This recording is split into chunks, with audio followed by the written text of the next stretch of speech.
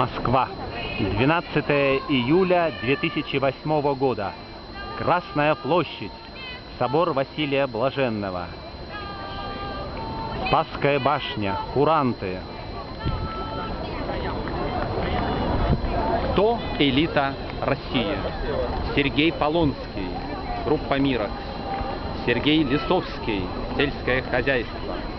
Груздев, Государственная Дума. Молодые 40-летние бизнесмены, которые объединятся и проведут осенью первый в России съезд бизнеса в Кремле, малого и среднего бизнеса.